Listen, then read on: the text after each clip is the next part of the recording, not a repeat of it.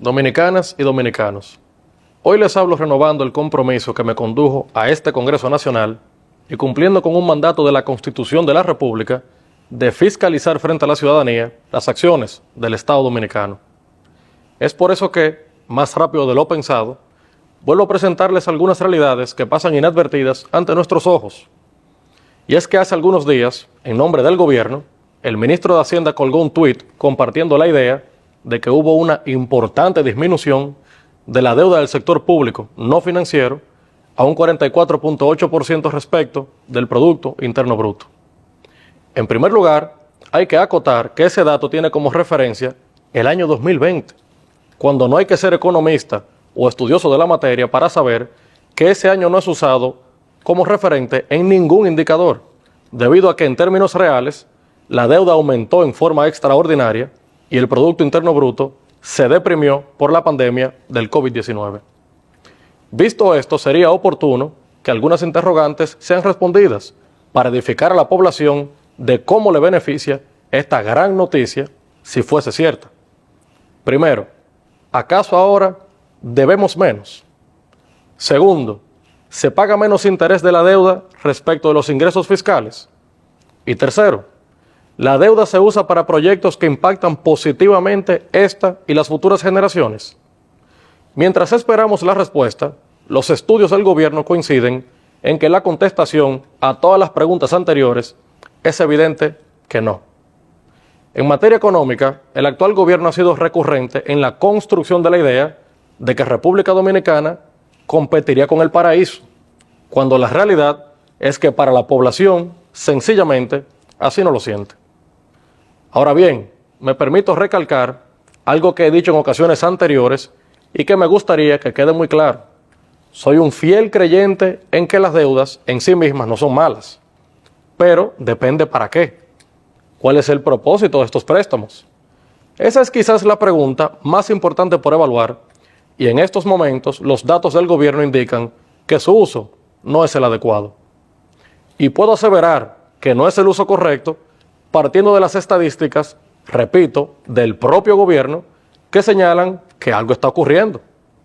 De diciembre de 2020 a marzo de 2023, la deuda aumentó en 10.320.6 millones de dólares, pasando de 44.622.3 a 54.942.9 millones de dólares en el periodo señalado. Al cierre del año 2019, la deuda del sector público no financiero se encontraba en 40.4%, o su equivalente, 35.942 millones de dólares.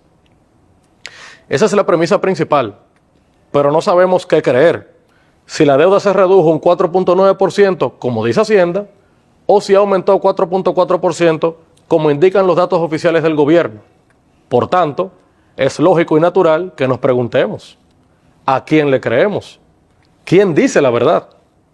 Sin embargo, estos no son los únicos hallazgos. Se ha visto con mucha regularidad que anuncian recaudaciones históricas o récord en la Dirección General de Aduanas y en la Dirección General de Impuestos Internos. Y ahí es oportuno preguntarse, ¿cómo es que si tenemos tales récords en recaudación, es necesario recurrir a tanto endeudamiento? Un ejemplo de esto es que de enero a junio de 2023, la DGI registró ingresos por un monto de 393.132 millones de pesos y la Tesorería Nacional por 39.531.6 millones de pesos, montos superiores a los recaudados en el mismo semestre de 2022 en un 17.2% y un 57% respectivamente en dichas instituciones. Entonces, no se entiende que se recaude más y que se recurra a más deuda, aunque lo verdaderamente peligroso y preocupante no es eso. Se trata de algo mayor y es que la deuda no va dirigida a la producción nacional o para inversión en desarrollo u obras de infraestructuras. Una parte de esa deuda reposa en las bóvedas de los bancos central y Banco de Reserva. Para ser exactos, 378.000 millones de pesos que bien pudieran ser destinados a la reactivación de la aún resentida economía, mientras por el contrario pagamos altas sumas de intereses que nos retornan al erario. No obstante, el resto de esa deuda se consume en gastos corrientes u operativos del gobierno en franca violación a la ley 6-06 de crédito público, que en su artículo 43 dice, y abro comillas, no se podrán realizar operaciones de crédito público para financiar gastos operativos o de funcionamiento, cierre de comillas. Eso, mis queridos compatriotas, es simplemente muy grave. Pero cuando combinamos las inquietudes de política económica con las dudas sobre la política fiscal del gobierno, todo resulta aún más extraño. Hace poco el Poder Ejecutivo envió un proyecto de amnistía fiscal a este Congreso de la República, el cual ya fue votado en la Cámara de Diputados y que contó con el voto favorable de los legisladores del bloque de la Fuerza del Pueblo, que me he honrado en dirigir como su vocero. Y es importante precisar que nosotros siempre levantaremos la mano para votar por los proyectos que de alguna manera alivien la carga impositiva del Estado. Y por esa misma razón cuestionamos algunas cosas sobre esta iniciativa. Pues, si bien es cierto que la amnistía es positiva para la población y la hemos apoyado, lo menos cierto es que el trasfondo es la necesidad del gobierno de buscar recursos extra. Entonces, nos preguntamos, ¿cuál es la prisa de introducir una segunda amnistía fiscal en un mismo cuatrenio si se está recaudando en cifras récord y si supuestamente ha disminuido la deuda? Ahí evidentemente hay una contradicción. O algo anda muy mal en nuestra economía y no nos enteramos, o sencillamente esta iniciativa tiene un propósito desconocido por la población. La información dada por el ministro de Hacienda indica que la deuda de los contribuyentes en DGI asciende a 36.000 millones de pesos, de los cuales proyectan recaudar entre 6.000 y 10.000 millones de pesos. Finalmente, mi exhortación a quienes nos dedicamos a la función pública es que hagamos las cosas bien, con claridad, transparente, de manera diáfana, en fin, llevando calma a la población frente a sus angustias de cada día y ofreciendo lo mejor de nosotros para ayudar a construir entre todos el país que soñaron nuestros patricios, Duarte, Sánchez, Mella y Luperón. Que Dios les bendiga y bendiga. Nuria vuelve con mala fe. Generó varias reacciones de parte de Roque Espaillat, que no ha respondido a las acusaciones. Solo se han limitado a enviar estos dos mensajes en los que él pretende victimizarse. Horas después de la promoción del programa, publicó este video. Bueno, dominicanos, esta noche no se pierdan el programa de la Nuria Piera, el gran huevo del año.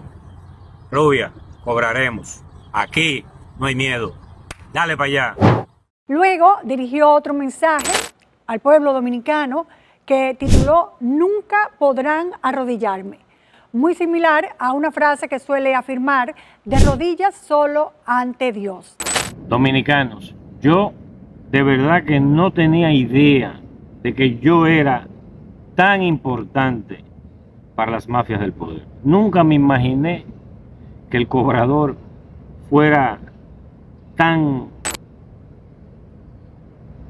existencial, tan debido a muerte para las mafias, que había que desatar una campaña de esta escala, de esta infamia, de esta asquerosidad, pero también de una escala que no le deja duda prácticamente a nadie de que no es información, de que no es procurando la verdad, sino tratando de destruir con una campaña brutal de difamación que yo a mis 54 años no recuerdo haber visto contra nadie, ni contra lo peor de lo peor en cualquier rincón del mundo.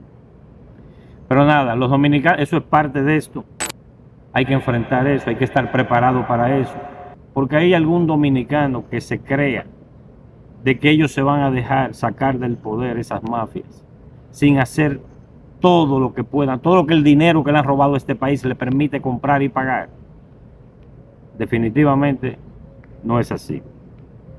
Pero lo más importante es que sepan que yo estoy casi listo ya y que vamos a responder todos con la determinación, la hidalguía, la verticalidad, la fuerza que siempre ha tenido el cobrador, porque no hay medio motivo para el cobrador bajar la cabeza ante nadie, y mucho menos ante los dominicanos. Que estemos claros, vamos a responder con fuerza, vamos a decir siempre la verdad y la vamos a demostrar. Bueno, esto es lo único que él ha dicho. que como acabo de decir, lo dijo antes del programa, hay muchos elementos que se pueden tomar en consideración con esta reacción de este personaje, Roque Espaillat. Incluso, de hecho, fue analizada por el psicólogo clínico y comunicador Juan Lamour en su programa de televisión Teleuniverso al Día. Ustedes saben que el cuerpo habla lo que la mente calla, y eso es lo que se llama el lenguaje corporal, que engloba todas las señales conscientes e inconscientes del cuerpo que dan información sobre el estado emocional o las intenciones de una persona a partir de sus gestos, de la expresión facial, la postura corporal y el movimiento. Por eso contamos con la presencia de Juan Lamour, especialista en programación neurolingüística. Muy buenas noches, Juan. Tú como especialista en lenguaje verbal y no verbal, que viste en el video que grabó unas horas antes del programa este personaje llamado Roque Espaillat. Uno se tiene que hacer la pregunta, en esta situación en particular, ¿cuál es la emoción que debe predominar? Es decir, si tú estás enojada, si tú tienes ira, ¿cuál es la emoción que debe predominar y cuáles son los gestos que acompañan a esa emoción? Entonces, aquí es que voy a ver la incongruencia. Se supone que una persona que ha sido señalada por fraudes multimillonarios, una persona que ha llegado a ser señalada, creo que existe incluso un expediente de abuso sexual a un menor de 6 años de edad, que es su propio hijo para colmo. Y si tú estás consciente de que eso no es cierto, de que eso no es verdad, la reacción natural, la emoción que se corresponde es la ira. Yo espero ira de esa persona, yo espero indignación de esa persona. Pero ¿qué sucede? Fíjate que en toda la interacción de la tensión en los músculos de los ojos, o sea, uno aprieta, cuando uno está airoso, uno aprieta, eso está ausente, él está como relajado, totalmente relajado. Esa tensión en los músculos de los ojos no se aprecia. Generalmente está el ceño fruncido, ¿verdad? Uno hace esto, ¿verdad? Esta curvatura acá, él no, todo lo contrario, él la tiene siempre arqueada, como si eso no le importara, ¿no? Agacha la cabeza, que es un signo delator, de vergüenza, de culpa, ¿verdad? La proyección también de la mandíbula es muy importante. Cuando uno está airado, uno adelanta la mandíbula. Uno hace esto, como que la adelanta, ¿verdad? No, él está completamente, eso está ausente totalmente. Otra señal de incongruencia donde el lenguaje no verbal no coincide con sus afirmaciones y hace que el analista sospeche de la veracidad de lo que se está diciendo se evidencia en otros fragmentos del mensaje dado a conocer por Roque Espaillat, como este, por ejemplo. Sepan que yo estoy casi listo ya y que vamos a responder todo. Si a ti te están haciendo un señalamiento, y sabes que es mentira, tú estás listo, no estás casi listo. Bien. Otro, dice, porque no hay medio motivo. Medio motivo, ¿qué quiere significar? Que tenemos otra parte igual a la mitad de algo y que no puede ser revelada. Tú no puedes tener un medio motivo, tú tienes un motivo. Nunca me imaginé que el cobrador fuera tan existencial. Pero eso no tiene nada que ver con el contexto. Nunca imaginé que el cobrador fuera tan existencial. Eso no tiene sentido. ¿Por qué no tiene sentido? Justamente por lo mismo. Cuando él inicia, nunca imaginé que el cobrador fuera tan, el inconsciente le dice, tan mentiroso, tan esto, tan lo otro. Pero yo no puedo decir eso, yo no puedo decir que... acuérdate, el consciente le dice, acuérdate de que tú no puedes decir que tú eres mentiroso o que tú le estás faltando a la verdad. No. Entonces dice, existencial. Lo otro es su alto nivel de ansiedad, muy importante. Esto le impide utilizar palabras adecuadas. Es por esto que de su boca de pronto sale esto como de una escala que no delegreja, duda prácticamente a nadie. No delegreja duda prácticamente a nadie. Él dice delegreja. Imagino que quiso decir que no le deja Entonces, estas inconsistencias lingüísticas que revelan, adiós señores, un estado ansioso desbordado. No, desbordado no, él no se deja desbordar, él tiene una práctica para no, ¿verdad? No irse con todo, como decimos, no, o sea, no dejar que los nervios lo traicionen. Entonces, aquí hay un control de la máscara. ¿Por qué el sujeto se muestra tan en control ante acusaciones tan fuertes, tan frontales? No olviden que estamos frente a un sujeto, repito, que está habituado a manejar situaciones conflictivas. O sea, se ha visto envuelto en situaciones que ha aprendido a manejar eso para lucir en control. Así sabe que si mantiene la calma, entonces de su boca no sale nada que lo comprometa. También causan sospechas las pausas que hace en 2 ocasiones, una acción que especialistas denominan silencio delator. Veamos. Vamos a responder con fuerza, vamos a decir siempre la verdad y la vamos a demostrar. ¿Por qué se produjo esa pausa? Justo en el momento en que se le seguía la palabra verdad. ¿Por qué? No hay dudas, aquí el inconsciente lo traiciona al entrar en conflicto con su mente consciente que busca. ¿Qué hace la mente consciente? ¿Quiere defenderse? Hay un ataque, me están atacando. Entonces la mente consciente dice, defiéndete. Pero la inconsciente no. La inconsciente dice exactamente lo que hay.